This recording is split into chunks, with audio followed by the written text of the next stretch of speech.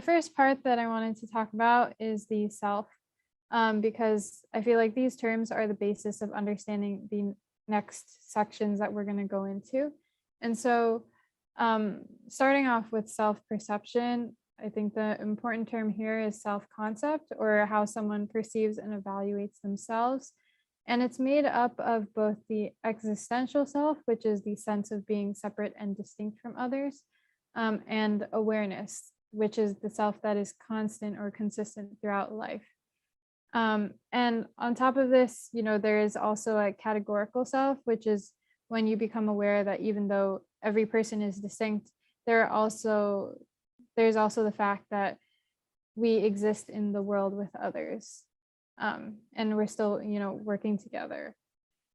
Carl Rogers specifically believed that self-concept had 3 different components, which were self-image, how we view ourselves, self-esteem or self-worth, which is how much value we place on ourselves, and the ideal self, which is what we wish or aspire to be. And theories associated with the self include the social identity theory, which is a person's sense of who they are based on their group membership. And this is made up of both the personal identity, which are things unique to each person, like, for example, personality traits, and social identity, which are the groups that one belongs to in a community. And then now we're going to go into self-esteem. And so, as I mentioned earlier, a little bit about self-esteem and self-worth. So what self-esteem is defined as is the respect and regard one has for oneself. And then self-worth is considered a deep knowing that one is of value, lovable, necessary of this life, and also of incomprehensible worth. And finally, here, self-efficacy is a belief in one's abilities to succeed in a situation. These main terms, I would say, or actually in general for the Psych Soc section on MCAT, I would say it's pretty important to know what all the terms definitions are. I think that can really help you narrow down the answer choices for when you're looking through passages and questions, because really I feel like the answer choices that they give usually have very different meanings, and so from there you can figure it out. So it's important to know and understand all of these. So between self-efficacy, there is strong self-efficacy, which is considered when someone is able to recover quickly from their setbacks, and really, I guess, an acronym that helps to remember all of these different aspects of having strong self-efficacy is the acronym RISE, which R is for recover, so fast recovery. I is for interest, you have that strong, deep interest. S is for a strong sense of commitment to, the tasks that you're and goals that you have. And then E for enjoying challenging tasks that would help you, continue to grow and learn more. On the flip side of that is weak self-efficacy, which is when individuals focus on personal failures or negative outcomes. They avoid challenging tasks and often quickly lose confidence in their personal abilities, and which leads them to feel like they lack the ability to handle these difficult situations. And the acronym for weak self-efficacy is FALL. So kind of similar as before. F is for the failures, A is for avoiding challenging tasks, L is for losing confidence, and L is lacking ability to take on complex tasks. So there are also different ways that can strengthen self-efficacy, and one of these is the mastery of experience. So, mastering a certain skill will make you feel that you are able to perform this certain task and keep, recovering and growing and learning. Also, social modeling, which is when you're seeing people similar to yourself complete the same task. It causes you to also strengthen your self-efficacy because you can see that someone else is doing it, so it is possible. And also social persuasion, when someone says something positive to you, helps you overcome self-doubt. So in that sense, it helps you, continue the task and increase self-efficacy. And then um, psychological responses and learning how to minimize stress and all of these, other factors that help you increase your belief in yourself also improves self-efficacy. The other aspect that affects, how you feel about yourself also tends to be the locus of control, which is the extent to which people perceive they have control over events in their lives. So it's broken up into internal locus of control, which is when people believe that they can influence events or outcomes in their life, which actually tends to allow them to believe like more into themselves. And then external locus of control is when they attribute events to environmental events or outside causes that is not really due to their own actions.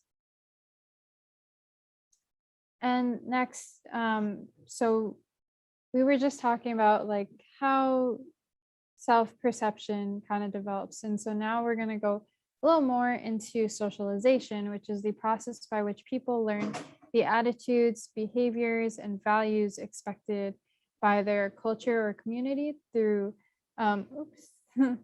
through observations and interactions. So by the socialization, it usually causes people to have different ways of perceiving themselves. And so one of these terms that is worth it to know is the looking glass self, which is a person's sense of self in terms of self-image and self-concept that usually develops from, interacting with others, and also how you perceive other people's opinions of you to be. And this concept was developed by Charles Cooley. So, usually he believed that how other people perceive you to be, so like how do I appear to others, what do others think of me, all these kind of questions cause people to kind of modify their behaviors to match often these other people's opinions. And then the halo effect is the tendency for people to have inherently good or bad natures rather than looking at individual characteristics from a first impression. So when someone has a good first impression, usually it causes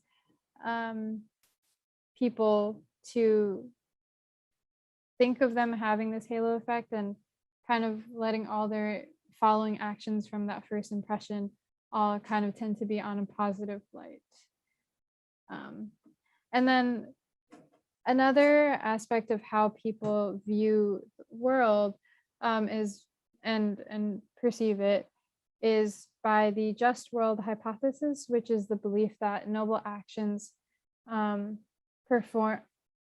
so when noble actions are performed or good deeds, it usually is rewarded to that individual. And then on the flip side, if there are any bad deeds that someone is doing, then they would be punished.